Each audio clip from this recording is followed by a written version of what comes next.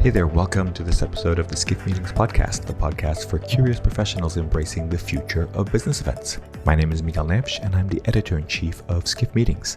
And in this episode titled Brand Building, I have the pleasure of speaking with Matt Kleinrock, the CEO at Rockway Exhibits and Events. Matt is an expert at building booths and helping companies make the most of exhibiting at trade shows. We cover some of Matt's insights and his journey, including things like going from an exhibit house to becoming a strategic partner. What is the right way of doing a face-to-face activation? Why you need to think like a marketer and tie exhibiting back to business goals? Why branding, sales, and content are a great mix for most companies? And some of the challenges of branding, including why talking about what makes you different is a better strategy than claiming you're just better. I hope you enjoy listening to this conversation, and I invite you to check out the other episodes of the Skift Meetings podcast. You can find them on our website or by subscribing through your favorite podcast service.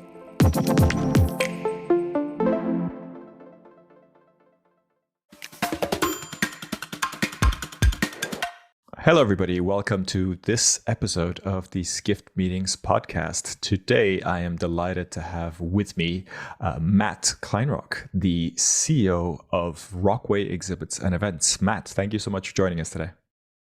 Miguel, how you doing, man? I am well. We spoke recently. I was on your podcast recently, and I thought it would be good to have you on our podcast as well, so we could continue our conversation a little bit more. But we've only, recently met, and I'd love you to introduce yourself and talk a little bit about your journey. How did you get to be the CEO of Rockway Exhibits and Events? So pretty simple journey, right? I mean, I'm from New Jersey, born and raised. And pretty much when I was about my mid-20s, a guy that I knew from my neighborhood, much older than me, but we had a relationship because I grew up, I played golf. I played high school golf and college golf.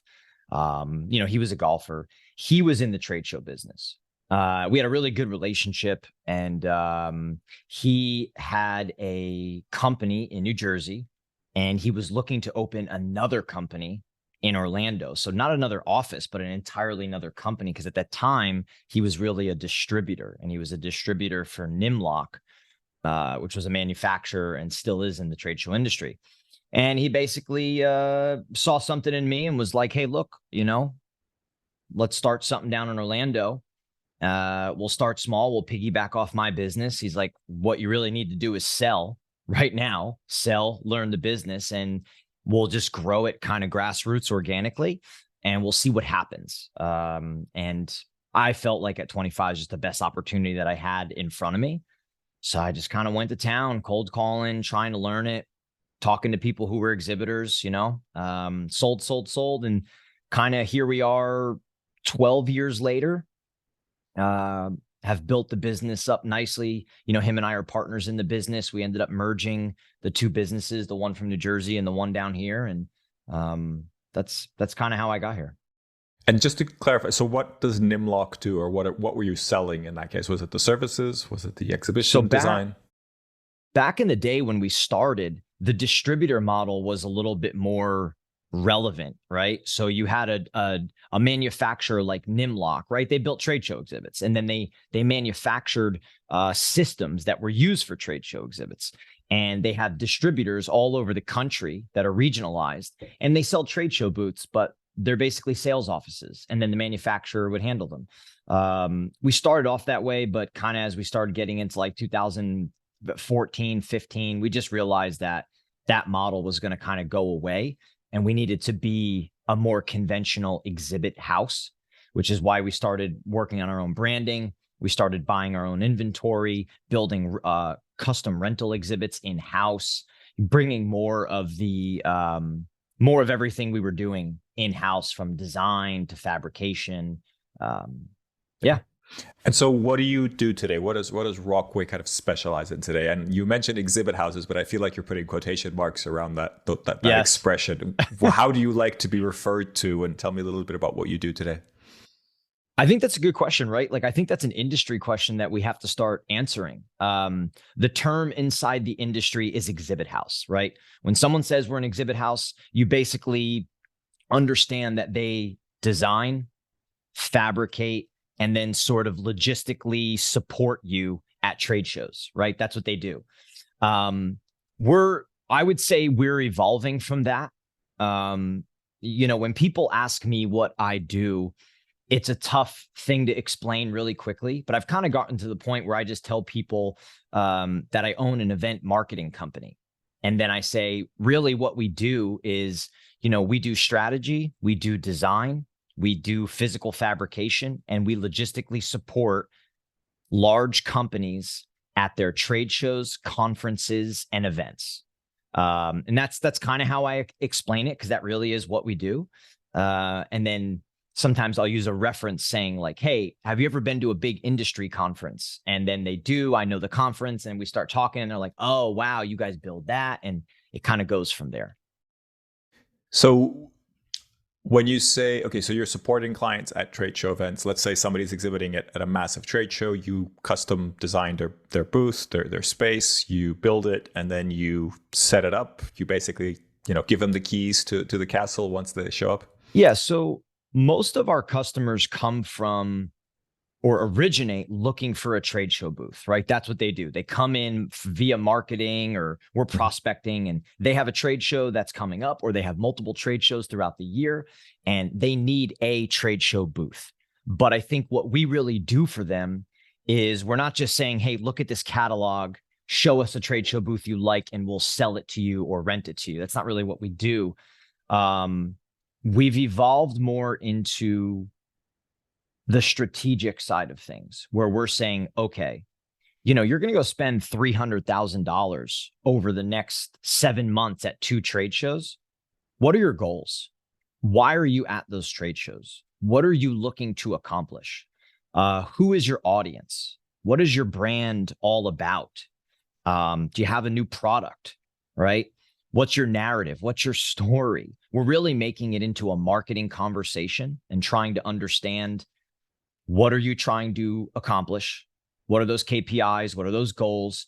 And then from there, once we have sort of this organic understanding, we're then saying, okay, let's go design a trade show booth that aligns with everything that you're trying to accomplish. And then with that, let's also talk about, offsite activations, your pre-show marketing, and really trying to get our clients to treat their trade shows, events, and brand activations like a campaign where they can go drive results and get measurables, obtain data, and have success. That sounds really interesting. It does sound very much more strategic, and it sounds like you're expanding a lot. When you talk about activations and the marketing, do you also do those services? Do you have partners that you sort of suggest, or how do you help them achieve those things? Good question. So on the activation side, yeah, we do activations, right? So really our sweet spot is, of course, trade shows, right? The other sweet spot we have is in events. Typically, if somebody is hosting a user conference, a national sales meeting, any type of event where they have sponsors and exhibitors and a small exhibit hall, we are really good at helping them design the layout of the event and then build the structures and sort of upgrading their event, the registration desks, the entryways, the archways, the lounge areas, the exhibit hall.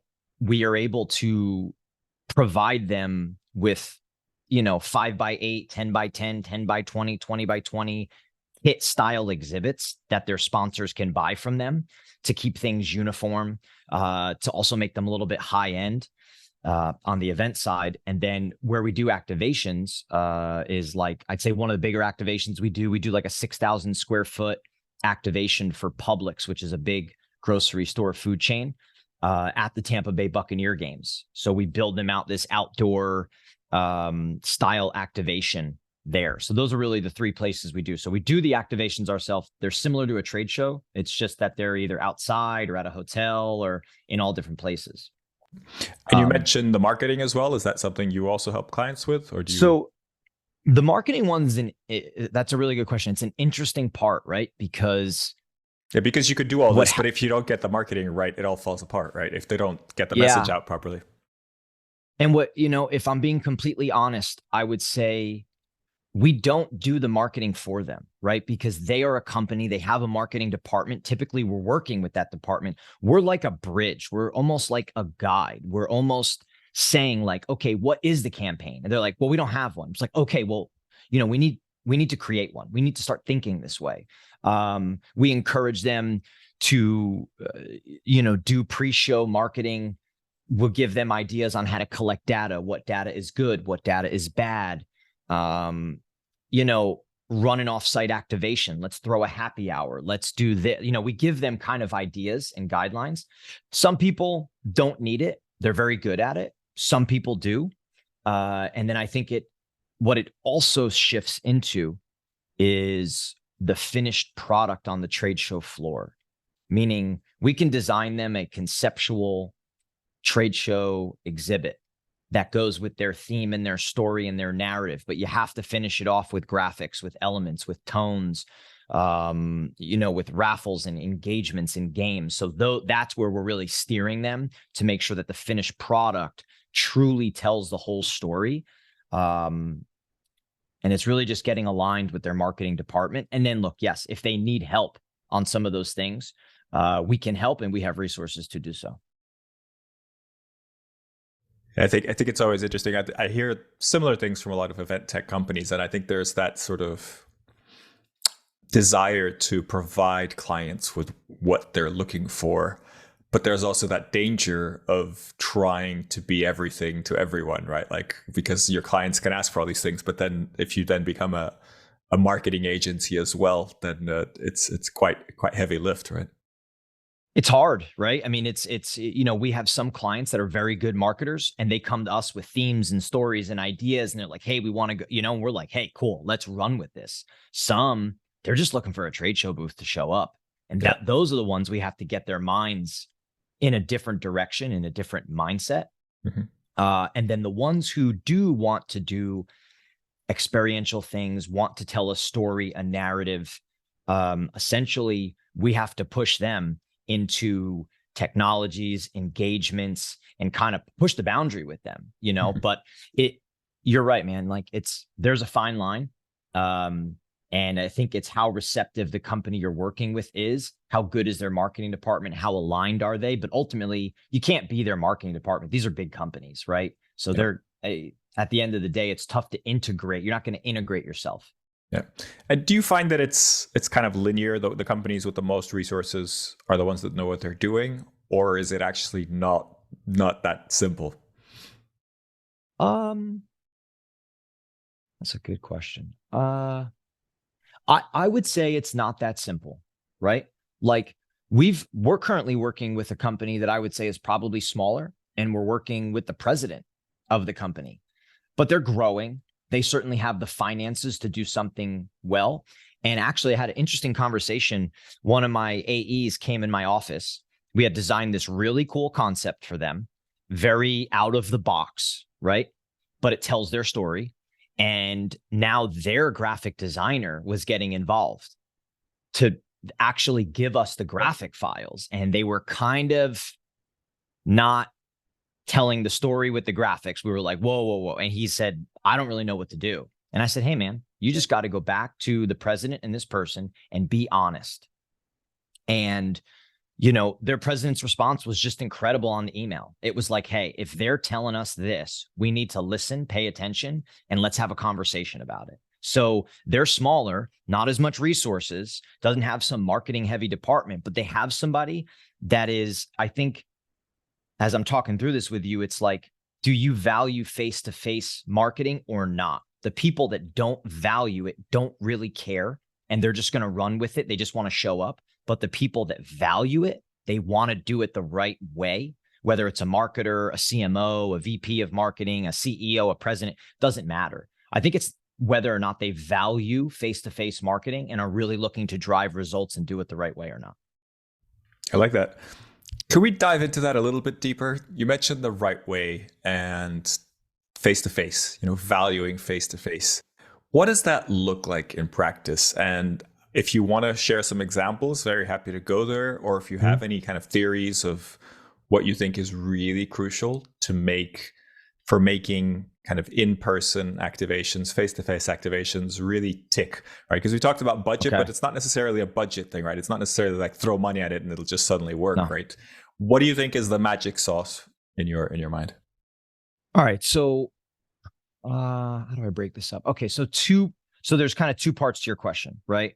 One is like who values it and why, and then the other part is like how do you do it right, right? So I think what's interesting is I do firmly believe the longer I've done this and trying to uncover, like peel back the onion, is there's just too many companies who are spending a lot of money on event marketing, conferences, trade shows, events, virtual, all this stuff, that they really don't value the face-to-face. They do it because they always have. They do it because they feel like they have to sponsor the audience and the industry. They just show up just to show up.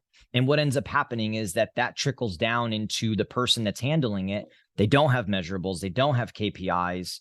And it's just this kind of, well, let's just use the booth we did last year, or let's just make sure it's just this the bar is set very low. So those people are not going to be much in, they're not measuring, they're not tracking, they don't really care. They view the spend as just a throwaway spend. People that do value it are people that are being more intentional and strategic. They're not just showing up to an event because they think they have to. They are trying to get in front of their audience. They're trying to get in front of their audience the right way. And they're there treating it like a true marketing channel, which is exactly what it is. Somehow, like over the last 20 years, trade shows has gotten this, it's just a thing that companies do. It's not a thing, it's a marketing channel, right? That turns into sales. So it has to be treated that way. And I think people that value face-to-face marketing, feel that they get results from face-to-face marketing, are doing things the right way. And they need to do it the right way. They're saying, hey, we just spent $700,000 this year on trade shows and events. How is this affecting pipeline, right? Is it affecting pipeline? Are we adding pipeline in the top? Are we moving pipeline from the middle to the bottom? Are we selling people? Are we closing? Are we raising brand awareness? So I think that's the first piece of it. What you said, our best clients value face-to-face. They want to be at those shows. They want to get results. How do you do it right? Right is the second part. I think it's not a budget thing. I mean, look, you could do a 20 by 20 trade show booth at a conference in Orlando and spend $70,000 and do it right. And you could spend $200,000 and do it right. And that's a vast difference, right? I think it's about step one to me is being intentional. Why are you at the show? And what are you trying to accomplish? Very simple. If you don't know those two things, you're just showing up to show up. So once you know those two things, then you start having a detailed conversation about your audience and your customer. Who are they? Why are they there? What is the problem that you solve for them? Really trying to learn as much as you can about the audience. The third thing is your brand. You got to know your brand. What makes you unique, right? How are you positioning yourself in your industry? Far too many companies just overpay to look as big as the competitor, when really your audience is not stupid. They know that you're not as big as your competitor. So stop building a trade show booth just to be as big. Rather, build something smaller, but be intentional, right? So it's like the why, being intentional, understanding the audience, your brand positioning, and then it's putting goals together. And when you can do those things, you can then be strategic about how you show up. Are you going to be in a 10 by 20 because it's a smaller show? You don't need a big presence. Are you going to be in a 40 by 40 and have a big presence because it's your big bang of a show? Are you going to sponsor something? Are you not? What are you going to sponsor? Why? It's the people that do it right are just intentional and they're thinking like marketers. I mean, just imagine a marketer that's spending $20,000 a month on Google ads, but is not driving results, right? Like, for some reason, the attribution on Google ads and digital marketing is like tracked and is so important to everybody, but spending $500,000 and 30% of your marketing budget is not. It's crazy. Yeah, that's something we're talking a lot about, and I think that's really interesting. And I'd like to jump a little bit further into branding, because I know that's something that you're very, very keen on. But going back to this Google attribution thing, and now they have this thing where the cookies will end soon. So Chrome's going to stop Yeah. having cookies, and sort of tracking people around the internet is going to be way harder. And there's a sort of prediction out there that events are going to gain even more importance because they're going to be even more important as sort of sources of data and sources of leads. Are you seeing people wanting to track things in the same way as they track Google at trade shows? Are they asking those questions more than they have before? So to what you said first, I think a really good example is we have a new client who literally shifted about $500,000 of Google ad spend into events. So that's pretty telling, because it's not even just all about the cookies. That's a major piece. I mean, 100%, but it's about the fact that, like anything, it gets saturated. Digital's getting to the point where Google, SEO, AdWords, Facebook marketing, these ads, it is super saturated. It's very difficult to get someone's attention, push the message across, get conversions. When it comes to attribution and that stuff, I even think that people have done it wrong for a long time. Everybody's looking for the sole source of where a lead sort of derived from. But essentially, it's not that simple. The way people come to you is, it may be a submission form on your website, but how did they get to your website? Did they see an ad on Google? Did they see an ad on Facebook? Did they meet you at an event? Did they you just never know, right? So that exact dialed in attribution model, I think, is difficult. Now, when it comes to the marketing side and events, I think people want to, but I think they don't know how. And I think it is difficult. There's some people who do it and they do a very good job, but it's not as simple as saying, we spent $100,000 and we returned $1 million from this show. You should be trying to do that, but I don't think it's always that simple, right? I mean, how many of the people who come to your trade show booth are current customers, right? So what impact does their experience with you have on their lifetime value, their spend for that year, things like that? You should be able to be tracking at your trade show, top of the funnel. Who's a brand new customer? Never even heard of you before, right? Brand new. And you work that lead from trade show to end. That one's got to be tracked. But what about the middle ground? What about people that have heard about you? What about people that have known who you are? They're in your newsletter. They have a salesperson calling them, an account, whatever. How does that show impact them? Does it move it down the funnel? Does your website traffic spike during your events? There's all things that you should be tracking. I think it's just very difficult to do. But at the end of the day, event marketers have to find a way to prove the worth of their spend and their event marketing program. And I think that all dials back into what are your goals and what is leadership looking for. It's not just dollar in, dollar out, although that is important. So, I mean, part of what you're talking about is ROI, right? That return on investment. Yep.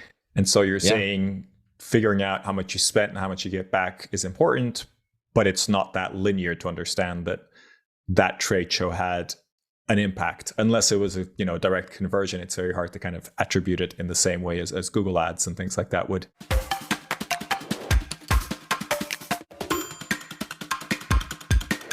So what's your take on ROI? I mean, you've mentioned a few things that people should be measuring.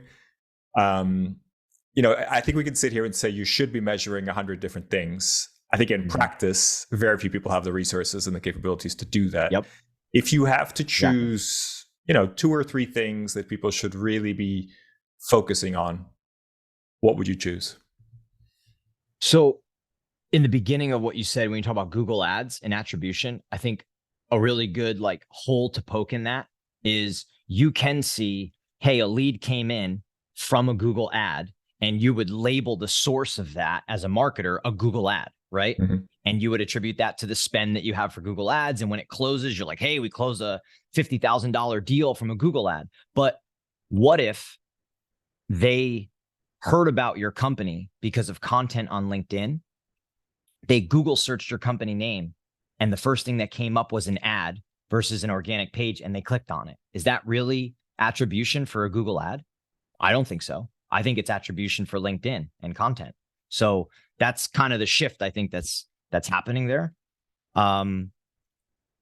Measurables at trade shows and events, right? That's the second thing that you asked there. Yeah, I mean, I think it's a very valid point. So I'm glad you bring that up. And I think Google doesn't really cheat, but they sort of make it look like they're the attribution, that they can be accounted for everything. Yeah. But yeah, tell me about what you're thinking. When you're working with clients and you're having this conversation about the return that they can expect, what are you saying they should measure, and how should they measure that? Really good question.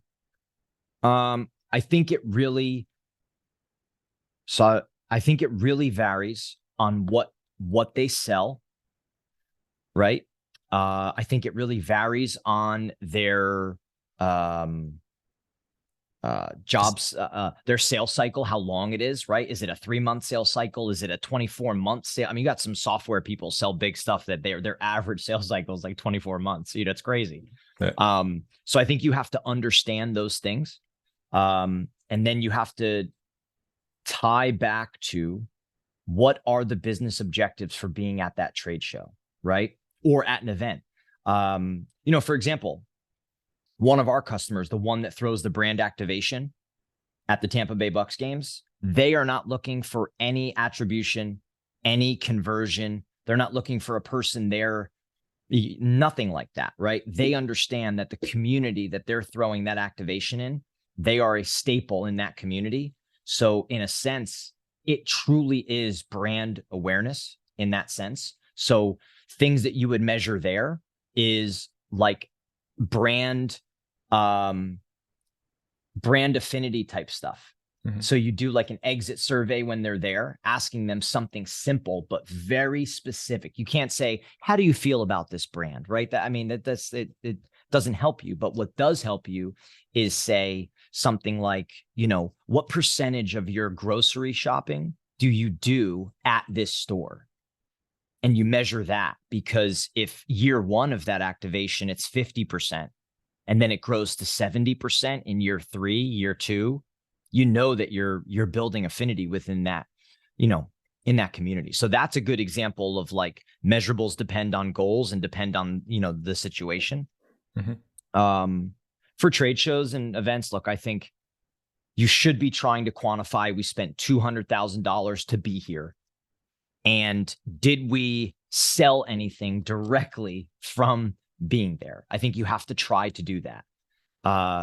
But those lead sources are tough, right? Like, you scan a badge, you have a conversation, it goes into your CRM and you label it trade show. But these big companies, I mean, this person could be in their newsletter. They could be getting follow-ups from Dave in Pittsburgh for the last 6 months. So how do you really say that you know what I mean? That deal closes. I would be encouraging people to look at things like the number of genuine qualified leads, whether they've in your marketing system or they're brand new, doesn't matter to me. It's like, what was a qualified, good conversation that you feel is going to either be, it's already in your pipeline and it's going to accelerate, or you're putting it in your pipeline and you have a good chance at winning it.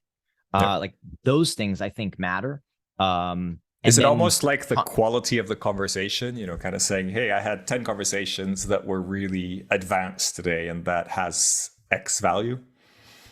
Yeah. I mean, I think that when you're having them on the show floor, the biggest mistake that people make is they just scan. That's why you need a software. That's why you need to have somebody doing data entry and information and putting voice notes. Like if you talk to Debbie, right, and you have this incredible conversation, you need to put like, Debbie's never heard of us, just spoke to her. They're an ideal client. She's looking for a new vendor. I would even put personalization notes in there, right? Like things like Debbie lives in Philly and she's a crazy Eagles fan. Yeah, you know what I mean? Because now that data, it's all about follow-up. You very rarely are just closing a person on the show floor where you like meet them, close them. It doesn't work like that. So how does that integrate into your follow-up? But yeah, I mean, you have to have that information. So valuable. Yeah. You've mentioned branding a few times, and I've noticed, branding is a big part of what you do and what you talk about. I'd love to get your take on branding. What do you feel it is, but also how do you measure it, right? Because we've talked about this kind of challenge of attribution, and I believe that branding is super important. You have to show up, you have to somehow create an image of your brand and what you do in the prospect's minds. But measuring that and activating that, they can be quite complex. I'd love to get your take wherever you want to start. It's a good question. Branding. Yeah, like branding is one of those things I think could go either way, right? There's some companies that are absolutely massive that have a terrible aesthetic brand, right? It's not that great. They didn't overthink it. They didn't plan and design it. It's not cool. It's not sexy. It has nothing to it, right? But their product is good or whatever. To me, I think aesthetically, it has to be what you want, whether founder, CMO, CEO, like you have to turn your brand into a little bit of a story as to who you are. You should be able to speak on it. It should give off a vibe, an aura of who your organization is to a degree, right? I think people take pride in what their brand looks like aesthetically, but then underneath that, I think is the more important stuff, right? What do people think of your brand? What do they think of? Especially if you're a major brand, right? Like if you're working with Heinz or something like that, like Heinz ketchup, I don't know, right? And and I was a marketer there and I was doing a major event. Let's say you had a series of 10 events, 10 consumer events, right? The first, and they're all very similar-ish events, maybe 400 people per event, 500 people. I don't know. I'm just making it up to give a scenario. But at the first event, I'd be asking something like, what are your thoughts on the Heinz brand? And I'd give maybe 5 options or maybe leave it open, right? And you're starting to understand what people's feelings are towards that brand, because in essence, everybody wants their brand to be felt about a certain way, right? By the work you do, by the people who represent your brand, by the mission that you're on, by the problem that you solve. Everybody wants an affinity. Everybody says brand awareness, brand awareness, brand awareness, right? Brand awareness is an interesting thing, but it really dials back to, do people know about you and what do they feel about you? And do they understand what you do? Those kind of 3 things. And I think that's marketing's job. It's marketing's job to communicate the messaging, the story, the narrative of your brand. I mean, we're smack in the middle of trying to do it. I mean, we're an 11-year-old company and we're kind of reinventing ourselves in the last year and a half. We're building a new website. We're going with all new messaging, all new narrative.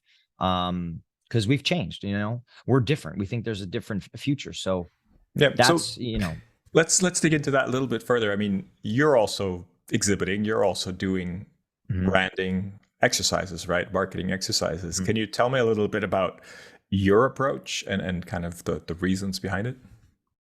Yeah, so we try to eat our own dog food, right? So I think we have to exhibit and do live events because it's what we do for others. So we have to walk, if we're going to talk the talk, we have to walk the walk.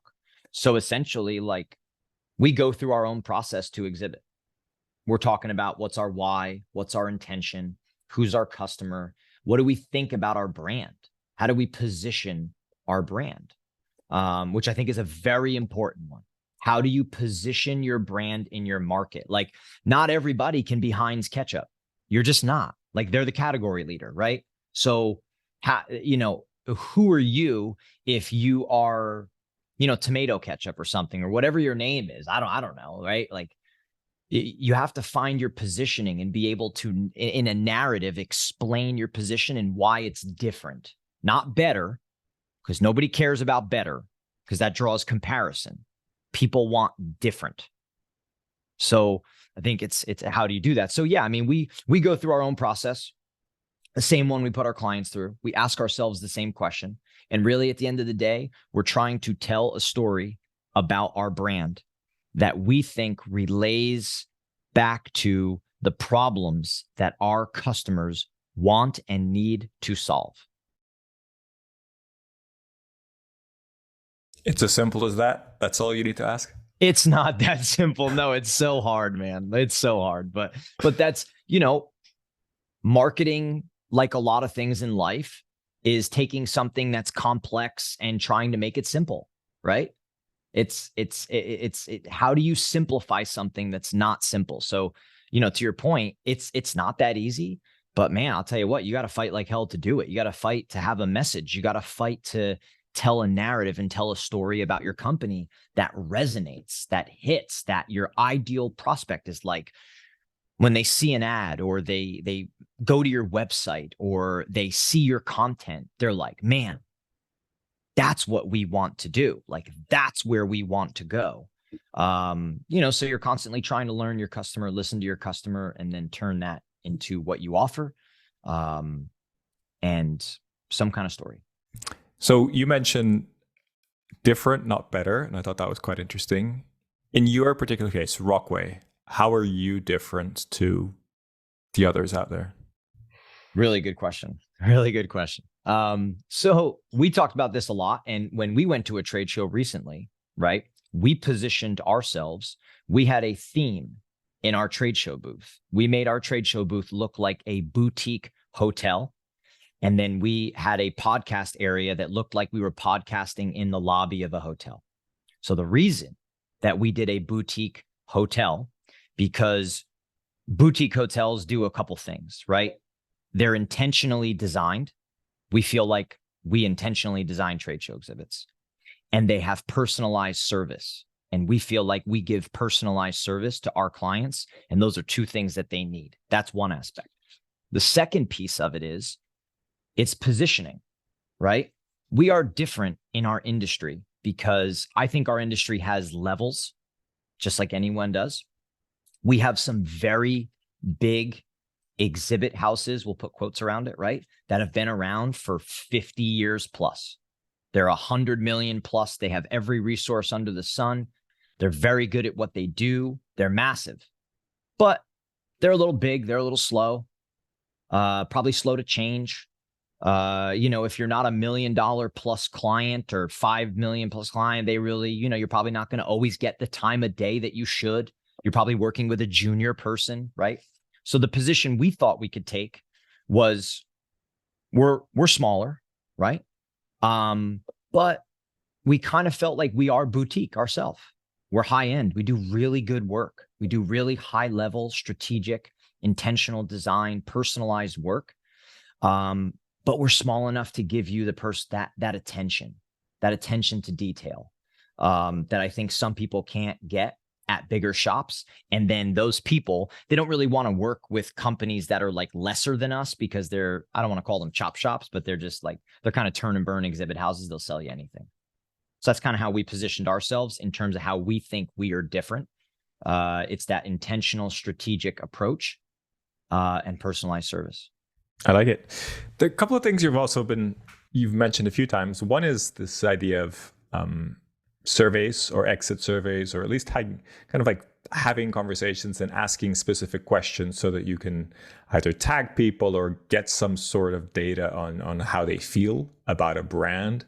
I wonder if that's something you would recommend everybody to do, because that's obviously an extra resource and you have to have either someone, kind of doing that pretty much full time, right? You can't be sort of managing the booth and then step aside and go, oh, wait, let me ask you a question before you leave. That would be super awkward, right? So that's an extra resource. Is that something that you would always recommend?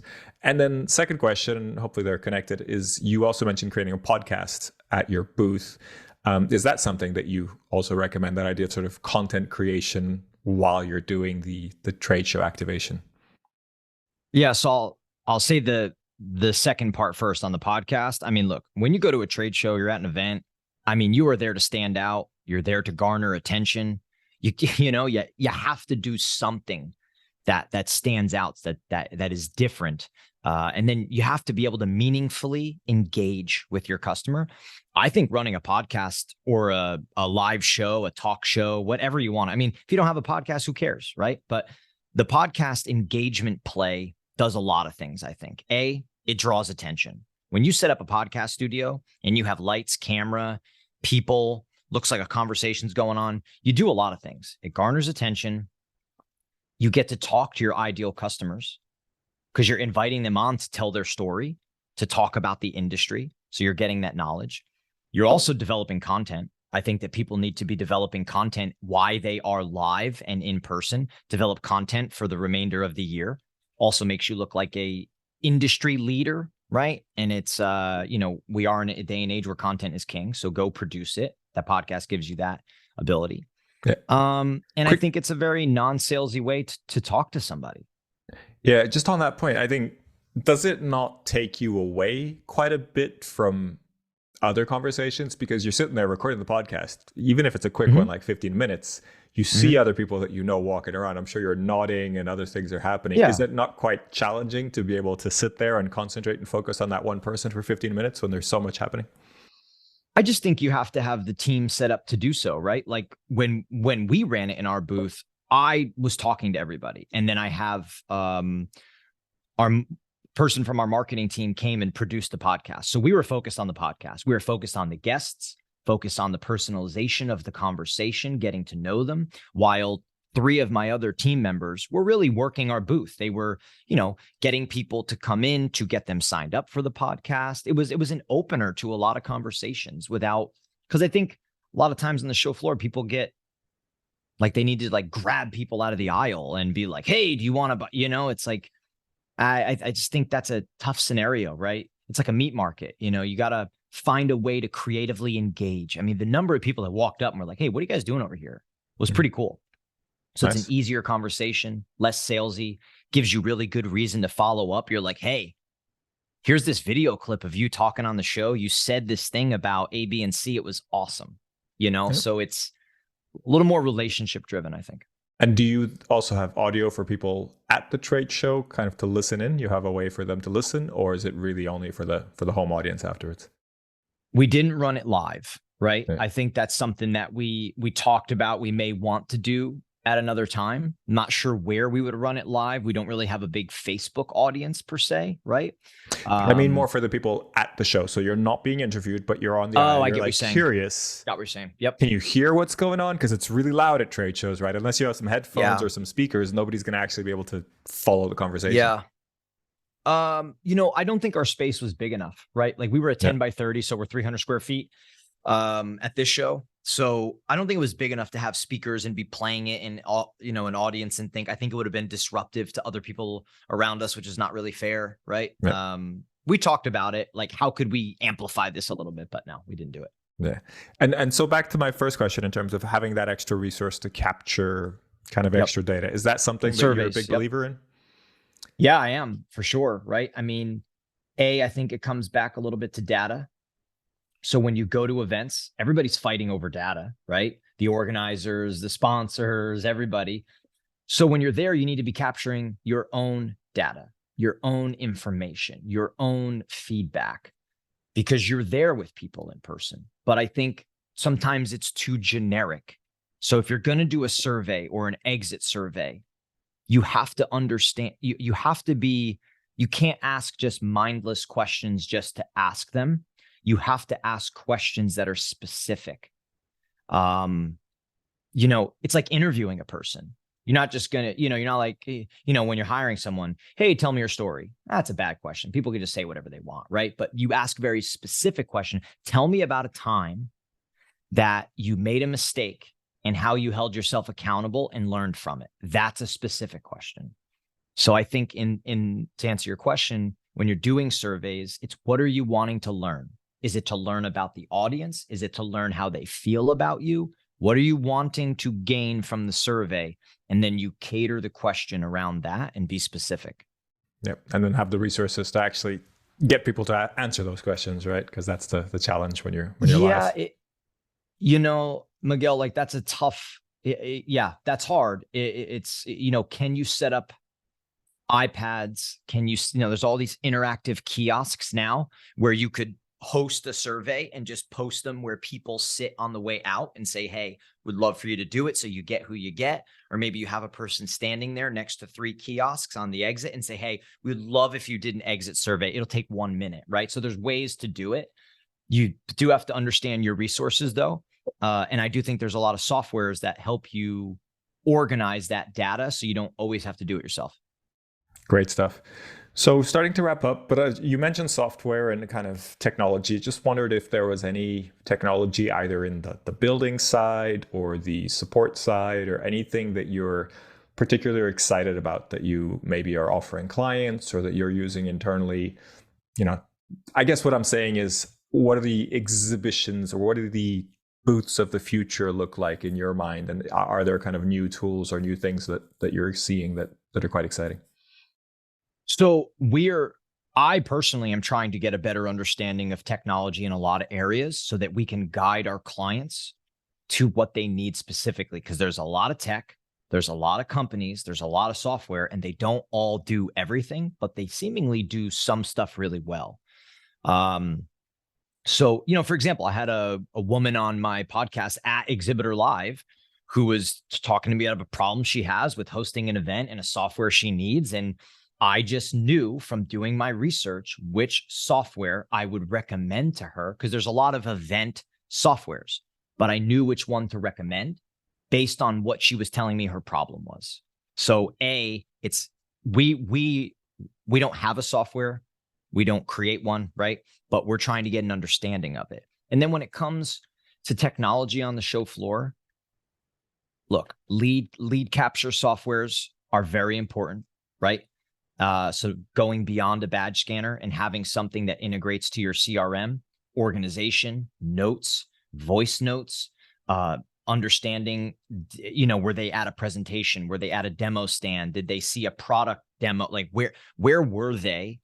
You can locate things. There's all different kind of things there. That's a big one to have, which we're working on relationships to be able to, get our clients to use them, right? So we're educated. And then look, the technology is evolving. Like the LED walls are getting cheaper. The capabilities that the LED walls have are expanding, right? Interactive displays, gamification is expanding. There's a lot, there's holograms and robots and AR and VR and all that stuff. It sounds great to talk about, but it's about the application. How are you using it? Because it all comes down to, you could say, oh, we have a VR thing in our booth, but if the headset is, me hitting home runs out of Yankee Stadium, who cares? What does it have to do with me, the problems I have, and what you can solve for me as a company? So you have to use tech to engage your customer meaningfully. But yeah, I mean, there's all kinds of cool stuff. It just depends how you use it. But I will say, on that note, one of the biggest hurdles I'm seeing is our clients do not have people that can develop the content to use the cool stuff that they want to use. So we're trying to help them with that and say, hey, we have this partner.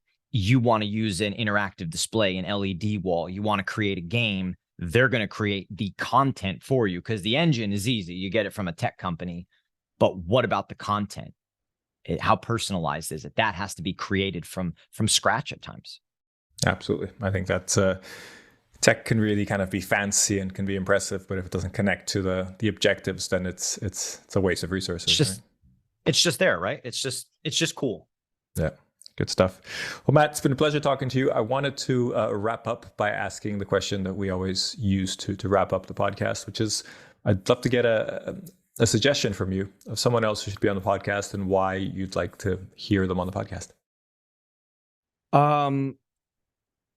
So two people. One would be Ryan Shefke from Captello. What I was actually just touching on was a lead capture software. He was on my show, my podcast at the live event at Exhibitor Live. We had a really interesting conversation about what he calls lead capture strategy. And I think too many people are winging it, right? So I think he would potentially be a very good conversation and really valuable to your audience, number one. And I think another interesting conversation would be, I always mess up Bill's last name, but Bill, I think his last name is Hinchcliffe. He owns IPME. They're the container company. They are doing some really cool stuff in events with containers, like customization, trade shows, outdoor events, indoor events. He just does some awesome work, and he's a cool dude. He's a fun conversation. Great stuff. Thank you for both of those recommendations. We'll definitely follow up. And thank you for sharing your knowledge. I think it's been a really interesting conversation. Branding, exhibits, trade shows, design, all sorts of things. Looking forward to seeing what Rockway does next, and hopefully seeing you in person soon. Thanks, Miguel. Yeah, it was fun. I appreciate it. Thank you, Matt. Bye-bye.